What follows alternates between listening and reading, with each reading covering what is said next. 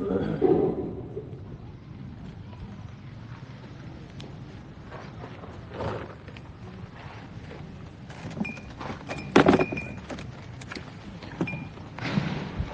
الله الرحمن الرحيم نحمده ونصلي ونسلم على رسوله الكريم أما بعد فأعوذ بالله من الشيطان الرجيم بسم الله الرحمن الرحيم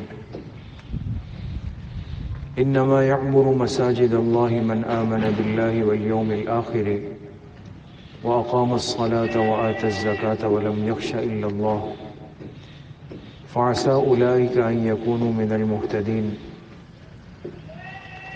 وقال رسول الله صلى الله عليه وسلم أحب البلاد إلى الله مساجدها وأبغض البلاد إلى الله أسواقها صدق الله وصدق رسوله النبي الكريم اللهم صل على سيدنا ومولانا محمد وعلى آل سيدنا ومولانا محمد وبارك وسلم۔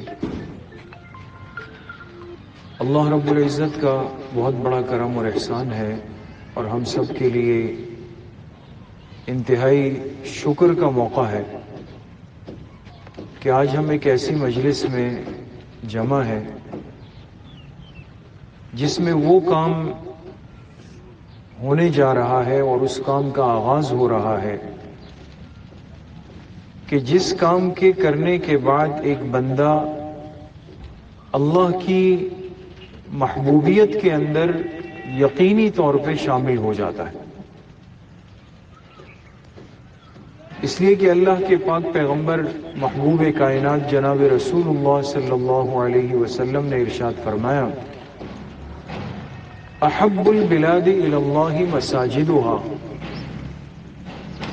زمین کے ٹکڑوں میں سب سے زیادہ محبوب جگہ جو اللہ کو محبوب ہے اس زمین پر وہ ٹکڑے ہیں جس پر اللہ کی مسجدیں قائم ہیں، اور فرمائے سب سے مبغوض یعنی ناپسندیدہ جگہ اللہ کے نزدیک وہ ہے جس میں بازار ہیں، چونکہ بازار میں گناہ کے موقع، نافرمانی کے موقع، کسی کو دھوکہ دینے کے موقع زیادہ ہوتے ہیں، لیکن زمین میں ایک جگہ ایسی ہے کہ جس کے لیے اللہ پاک کی محبوبیت فرمائی گئی، اور ایک حدیث پاک میں آتا ہے آپ علیہ الصلوۃ والسلام نے فرمایا کہ پوری زمین جو دنیا کی ہے قیامت کے دن اللہ کے حکم سے فنا ہو جائے گی۔ یہ دنیا کی زمین جو ہے یہ آخرت میں فنا ہو جائے گی، ختم، لیکن فرمائے سوائے زمین کے وہ ٹکڑے جن پر مسجدیں قائم ہیں ان کو اللہ پاک فنا نہیں فرمائیں گے۔ اب وہ جگہ کہاں جائیں گی؟ فرمایا وہ جگہ اللہ پاک کے حکم سے جنت کی زمین کا حصہ بن جائے گی۔ اب اس سے اندازہ لگائیں کہ جس زمین پر مسجد قائم ہوئی، مسجد شرعی بن گئی، وہاں نماز پڑھی گئی، یہ یقین ہے ہمیں اس لیے کہ اللہ کے پاک پیغمبر کی زبان مبارک سے نکلا ہے کہ اب یہ ٹکڑا قیامت کے دن جنت کا حصہ بنے گا۔ علماء نے اس سے کتنا عجیب نکتہ نکالا اور اتنی تسلی کی بات، فرمایا کہ اللہ پاک اس زمین کے ٹکڑے کو جنت کا حصہ بنائے، لیکن اس زمین کے آباد کرنے والے نمازی کو جنت سے محروم کرے، یہ اللہ کی شان کے خلاف ہوگا۔ تو جب یہ مسجد جنت میں شامل ہوگی، مسجد میں پڑھنے والا نمازی بھی جنت میں جائے گا۔ اس لیے میرے عزیزوں، دوستوں، بزرگوں، یہ تو ہماری ایک سعادت ہے، خوش نصیبی ہے کہ ہمیں اللہ پاک ہم جیسے کمزور ایمان والوں کو، اعمال والوں کو اللہ پاک ہمیں یہ موقع دے دے کہ ہم کسی بھی ذریعے سے اللہ کے گھر کی تعمیر میں حصہ بن جائیں۔ جیسے ابھی مولانا صاحب فرما رہے تھے اخلاقی تعاون، اس لیے کہ آج ہماری ایک سوچ بن چکی ہے کہ جب بھی تعاون کی بات ہوتی ہے ہر ساتھی بیچارہ پریشان ہو جاتا ہے کہ اب پتہ نہیں امام صاحب کیا بولنے لگے، فکر مند ہو جاتا ہے کہ بھئی اب یہ چندے کا اعلان ہوگا. صرف مال اصل نہیں. اس دین کے لیے جو سب سے پہلی مسجد تعمیر ہوئی وہ کون سی مسجد ہے؟ مسجد قباء ہے، جو مسجد نبوی شریف سے بھی پہلے بنی. اللہ سب کو وہاں کی حاضری نصیب فرمائے. آپ حضرات میں سے جو جا چکے ہیں، مسجد نبوی سے قریب مسجد قباء ہے، جس کا تذکرہ، جس کی تعریف قرآن کریم میں ہے. لمسجد اسس علی التقوی ان اللہ یحب التوابین ویحب المتطہرین. تو فرمایا جب مسجد قباء کی تعمیر ہونے لگی، آپ علیہ الصلوۃ والسلام نے اس کی بنیاد رکھی، تو جو صحابہ اکرام اس کی خدمت میں شامل ہوئے، اللہ کے پاک پیغمبر خود اپنے دست مبارک سے اس کی خدمت فرما رہے تھے. یہ ضروری تھوڑی ہے کہ میں اپنی جیب سے پیسہ دوں، میں غریب آدمی ہوں، لیکن میں یہ تو کر سکتا ہوں کہ میں نے دیکھا بھئی مسجد کی تعمیر شروع ہو گئی، گاڑی آ گئی، اب یہ اینٹیں نیچے اتارنی ہے، ٹھیک ہے، میں اور کچھ نہیں کر سکتا، آ کے میں بھی خدمت میں شامل ہو گیا. جتنا کام میں جانتا ہوں میں اس کے اندر شامل ہو جاؤں. خود نہیں کر سکتا لیکن اپنے ساتھی کو متوجہ کر دیا. اور پھر سب سے بڑھ کر یہ تو مسجد کی ظاہری تعمیر ہے، وہ تو انشاءاللہ اللہ کے حکم سے ضرور ہو جائے گی. جب میرے اور آپ کا گھر پورا بن گیا اور اللہ پاک نے ہمیں مایوس نہیں فرمایا، اللہ پاک کا گھر کیسے نامکمل رہے گا؟ وہ بھی ضرور بنے گا. لیکن اس سے بڑھ کر جو تعمیر مسجد ہے وہ کیا ہے کہ مسجد کو اپنے اعمال سے آباد کرنا. یہ مسجد آباد ہو جائے، 5 وقت کی نمازوں میں مسجد آباد ہو، تلاوت سے آباد ہو، جمعے کی نماز کے لیے وقت سے پہلے ساتھی مسجد پہنچے ہوئے ہوں. تعمیر میں 3 سال لگے، 2 سال لگے، لیکن آپ مثال بن جائیں کہ ابھی ہماری مسجد کی تعمیر پوری نہیں ہوئی لیکن ماشاءاللہ نمازیوں سے مسجد آباد ہے، اعمال سے مسجد آباد ہے، ذکر سے مسجد آباد ہے، دعوت کے اعمال سے مسجد آباد ہے، تعلیم اور درس قرآن سے مسجد آباد ہے. تو بھئی ہمارے ذمے دونوں کام ہوں گے. ہر ساتھی جس طرح مسجد کی ظاہری تعمیر کی فکر کریں گے، اور جیسے ہر ساتھی نے مثال کے طور پہ اپنا گھر اس علاقے میں بنایا ہے، تو وہی کوشش کی کہ یہ ٹائل ہو، یہ ماربل ہو، یہ کلر ہو، یہ چیزیں ہو، یہ سب چیزیں ہم نے اپنے ذوق اور شوق سے خرید کر اپنے گھر بنائے ہیں. تو جب انسان اپنا گھر بناتا ہے تو اللہ کا گھر تو اس سے خوبصورت ہونا چاہیے.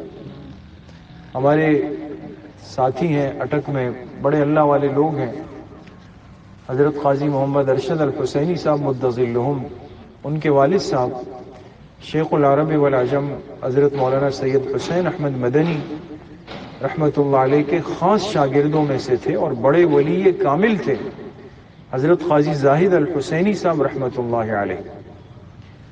اٹک شہر کے بالکل بیچ میں ان کی بہت بڑی مسجد ہے، مدنی مسجد، اور خانقاہ مدنی کے نام سے.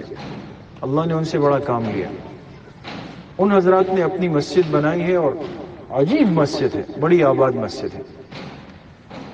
تو فرمانے لگے جب ہماری مسجد مکمل ہوئی، اور جیسے آج آپ حضرات جمع ہیں، انشاءاللہ جلد ایک دن آئے گا کہ اس مسجد کی تعمیر پوری ہوگی، پھر ہم اس میں بھی آئیں گے انشاءاللہ. تو فرمایا جب مسجد کی تعمیر پوری ہوئی تو ہم نے دعا کے لیے درخواست کی. حضرت شیخ الحدیث حضرت مولانا سمیع الحق صاحب شہید رحمۃ اللہ علیہ، جو اکوڑا خٹک کے محتمم تھے جامعہ حقانیہ کے، کچھ عرصہ پہلے شہید ہوئے. فرمایا جب حضرت تشریف لائے اور بیان کے لیے بیٹھے تو فرمانے لگے کہ سب سے پہلے میں ایک بات عرض کروں گا کہ اللہ کے گھر تو میں نے بہت دیکھے تھے، یعنی مسجد اللہ کا گھر ہے، اللہ کے گھر تو بہت دیکھے تھے، لیکن اللہ کا بنگلہ پہلی دفعہ دیکھا. یعنی اتنی خوبصورت بنائی تھی کہ جیسے انسان ایک بنگلہ بناتا ہے اپنے لیے،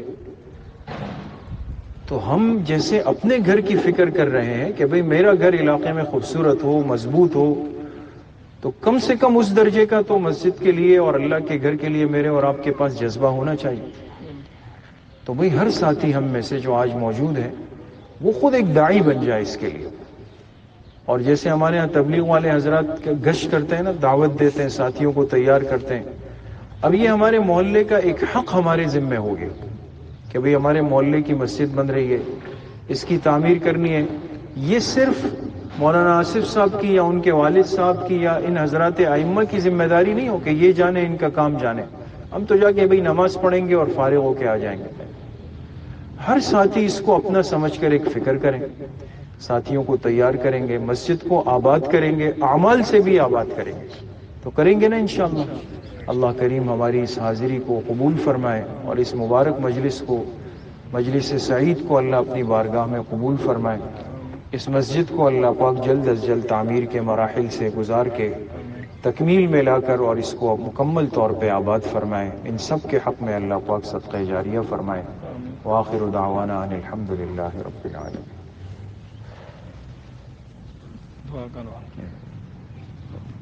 علماء موجود ہے تو امام صاحب کروانے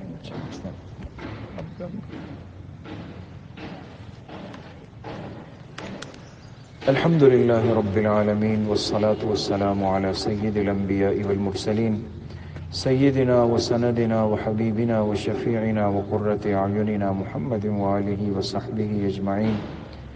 اللهم إنا نعوذ بك من زوال نعمتك وتحول عافيتك وفجاءة نقمتك وجميع سخطك. اللهم أعنا على ذكرك وشكرك وحسن عبادتك.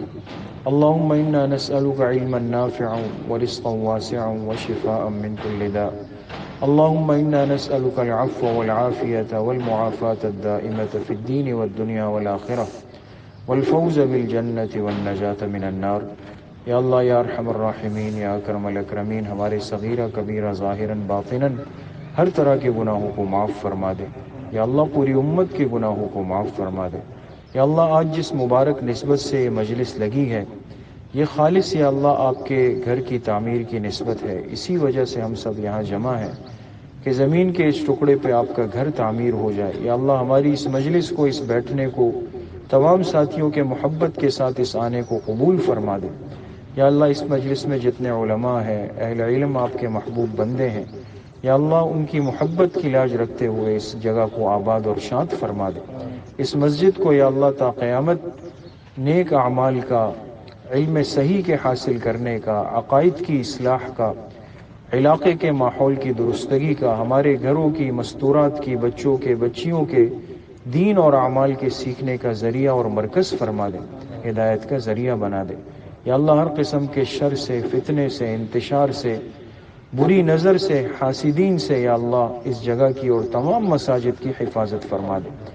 یا اللہ ظاہری طور پر اس کے جو تعمیر کرنے کے اسباب ہیں ہم عقلاً اس سے عاجز ہیں، ہماری سمجھ سے بالاتر ہے. یا اللہ آپ کے غیب کے خزانوں میں کمی نہیں، اپنے غیب کے خزانوں سے یا اللہ اس گھر کی تعمیر کے تکمیل کے اسباب پیدا فرما دے. یا اللہ اہل مال کے قلوب، حلال کمانے والوں کے قلوب اس گھر کی تعمیر کی طرف متوجہ فرما دے. ہم سب کو یا اللہ اس کے ظاہری اور اس کے باطنی، اس کی روحانی آباد کرنے کا ذریعہ اور سبب فرما دے. ہمارے بھائی عبد المتین صاحب جو ہمارے بہت ہی پرانے بزرگوں میں سے ہیں اور پرانے متعلقین میں سے ہیں، جنہوں نے اس نیک کام کا ارادہ کیا، بنیاد رکھی، یا اللہ ان کو، ان کے والدین کو، ان کی اہلیہ کو، مولانا آصف صاحب کو، اس پورے گھرانے کو یا اللہ اس کا پورا پورا اجر نصیب فرما دے. اور جتنے احباب اس وقت جمع ہے یا اللہ جتنی محبت سے آئے ہیں سب کو اس کا پورا اجر ان کے نامہ اعمال میں نصیب فرما دے. بالخصوص ہمارے مشفق اور مربی حضرت مفتی قاسم صاحب نور اللہ مرقدہ، جو اس کام کی بنیاد سے واقف ہو چکے تھے اور آج دنیا سے جا چکے ہیں، یا اللہ انہیں ان کی قبر میں اس کا ثواب نصیب فرما دے. یا اللہ ظاہری باطنی طور پہ اسباب غیب کے خزانوں سے نصیب فرما دے. جس علاقے میں جتنی اہل حق کی مسجدیں ہیں یا اللہ سب کی حفاظت فرما دے. تمام علماء کی یا اللہ حفاظت فرما دے. اس علاقے کے ماحول کو یا اللہ توحید اور سنت کا ماحول نصیب فرما دے. بدباطن لوگوں سے، مفسدین سے، شریرین سے، حاسدین، باغزین سے یا اللہ بدعقیدہ لوگوں سے ہم سب کی حفاظت فرما دے. جتنے بیمار گھروں میں ہیں، اسپتالوں میں ہیں اس مجلس میں جتنے بزرگ احباب نمازی ہیں اللہ پاک سب کو شفاء کامل عاجل نصیب فرما دے۔ جتنے مرحومین مرحومات دنیا سے جا چکے ہیں یا اللہ سب کی کامل و مکمل مغفرت فرما دے۔ بھائی عبد المتین صاحب کو یا اللہ مکمل شفا نصیب فرما دے۔ ہم سب کو روحانی جسمانی امراض سے صحت کاملہ نصیب فرما دے۔ ہماری دعاؤں کو اپنے فضل و کرم سے، فضل و رحمت سے اپنی بارگاہ میں قبول و منظور فرما دے۔ وصلی اللہ وسلم علی نبینا محمد وآلہ وصحبہ اجمعین برحمتک یا ارحم۔